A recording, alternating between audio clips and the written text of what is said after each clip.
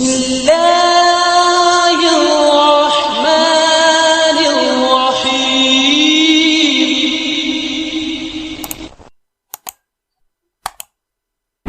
الحمد للہ نحمده ونستعینه ونستغفره ونؤمن به ونتوکل علیہ ونعوذ باللہ من شرور انفسنا ومن سیئات اعمالنا من يهده الله فلا مضل له ومن يضلله فلا هادي له ونشهد ان لا اله الا الله وحده لا شريك له ونشهد ان سيدنا وسندنا وشفيعنا وحبيبنا واولانا ومولانا محمدا عبده ورسوله ارسله الله تعالى بالحق كافة للناس بشيرا ونذيرا وداعيا الى الله باذنه وسراجا منيرا اما بعد فاعوذ بالله من الشيطان الرجيم يا ايها الذين امنوا اتقوا الله وكونوا مع الصادقين وعن ابي سفيان صخر بن حرب رضي الله عنه في حديثه الطويل في قصة هرقل قال هرقل فماذا يأمركم يعني النبي صلى الله عليه وسلم قال ابو سفيان قلت يقول اعبدوا الله وحده لا تشركوا به شيئا واتركوا ما يقول آباؤكم ويأمرنا بالصلاة والصدق والعفاف والصلة متفق عليه أو كما قال عليه الصلاة والسلام صدق الله مولانا العظيم وصدق رسوله النبي الكريم ونحن على ذلك لمن الشاهدين ومن الشاكرين والحمد لله رب العالمين. محترم سامعین کرام، یہاں پر حضرت ابو سفیان رضی اللہ تعالیٰ عنہ کی ایک روایت کا تذکرہ ہے. وہ ایک اپنا طویل قصہ ہرقل بادشاہ کا سناتے ہیں. اس میں سے مختصر مضمون اس حدیث کے اندر ہے. یہ حضرت ابو سفیان بعد میں رضی اللہ تعالیٰ عنہ بن گئے، لیکن یہ واقعہ جب ہوا اس وقت وہ ایمان نہیں لائے تھے. حضرت ابو سفیان رضی اللہ تعالیٰ عنہ صلح حدیبیہ اور فتح مکہ کے درمیان کے زمانے میں ایمان لائے ہیں. صلح حدیبیہ تقریباً سن ہجری 6 میں واقع ہوئی اور فتح مکہ تقریباً سن ہجری 8 میں واقع ہوا. تو اس کے درمیانی زمانے میں حضرت ابو سفیان ایمان لائے تھے، اور یہ واقعہ جو ہے ان کے ایمان لانے سے پہلے کا ہے. تو اس میں یہ ہے کہ حضرت ابو سفیان قریش کی ایک جماعت کے ساتھ شام کی طرف، ہرقل بادشاہ کا جو ملک تھا جس کا بادشاہ ہرقل تھا، شام کی طرف گئے وہ. اور یہ چونکہ عرب کے قافلے، قریش کے قافلے اس زمانے میں تجارت کی غرض سے سفر کیا کرتے تھے، تو یہ حضرات بھی شام میں تجارت کی غرض سے گئے تھے. ملک شام کے اندر اس کا بادشاہ ہرقل تھا اور وہ عیسائی بادشاہ تھا اس وقت کے اندر. اور وہ بادشاہ جو ہرقل تھا اس نے تورات اور انجیل وغیرہ کتابیں اور دوسرے آسمانی صحیفے اس نے پڑھ رکھے تھے، اور اس کو جانتا تھا، اس کے علوم سے واقف تھا وہ، اور بڑا ہوشیار شخص تھا. جب اسے اس بات کا علم ہوا کہ ابو سفیان قریش اور حجاز کی جماعت کے ساتھ آئے ہیں یہاں تجارت کی غرض سے، تو اس نے اپنے پاس بلایا، ان کو طلب کیا اور ان سے حضرت رسول اللہ صلی اللہ علیہ وسلم کے حال احوال دریافت کرنے لگا. بادشاہ کو بھی معلوم تھا کہ حجاز میں، مکہ میں ایک شخص ہے جس نے نبوت کا دعویٰ کیا ہے، اور نبی آخر الزمان کے اوصاف اور ان کے صفات آسمانی کتابوں میں پہلے بیان ہو چکے تھے. تو انہوں نے ابو سفیان کو طلب کیا اور ان سے پوچھا. سب سے پہلے تو ان کے نسب کے متعلق پوچھا، ان کے اصحاب کے متعلق پوچھا کہ ان کے صحابہ کے حالات کیا ہے، صحابہ اکرام ان کی کیسی عزت کرتے ہیں، کیسی عظمت کرتے ہیں، اور ان کے ساتھ صحابہ کا وفا کا معاملہ کیا ہے. یہ ساری باتیں حضرت ابو سفیان سے بادشاہ نے پوچھی.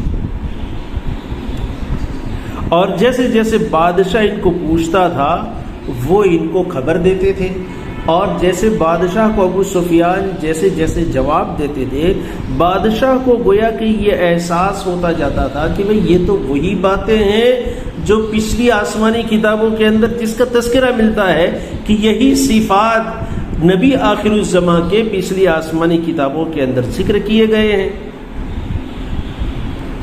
تو یہ جیسے کہ اسے یقین ہوتا جاتا تھا، لیکن بدقسمتی سے وہ بادشاہ اس زمانے میں ایمان نہیں لا سکا تھا۔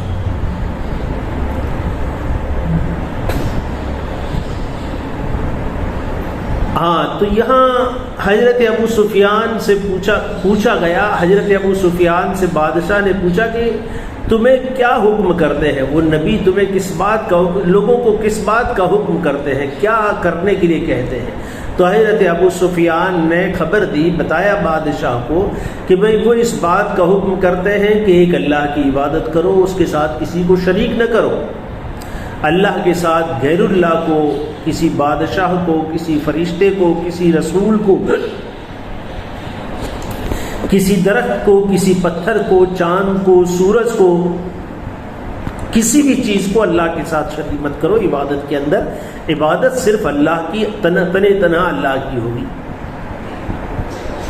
اور یہی بات رسول اللہ صلی اللہ علیہ وسلم، یہی توحید رسول اللہ صلی اللہ علیہ وسلم لے کر آئے، اور آپ سے پہلے جتنے انبیاء علیہ السلام تشریف لائے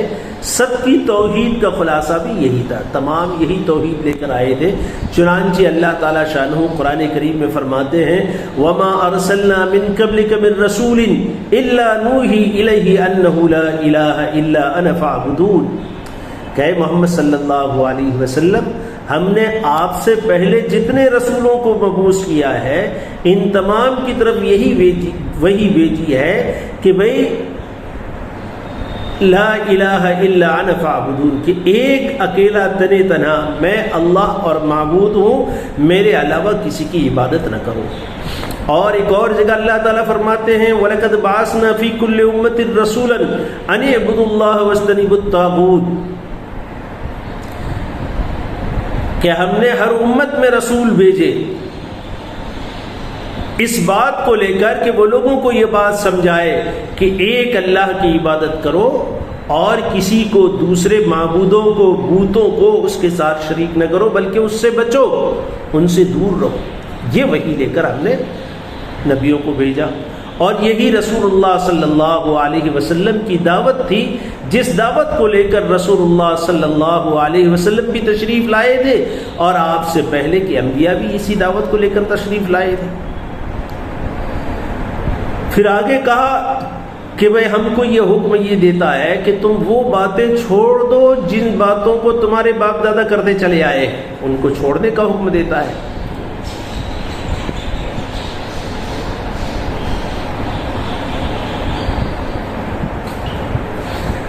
تو اللہ کے پیارے حبیب حضرت محمد رسول اللہ صلی اللہ علیہ وسلم نے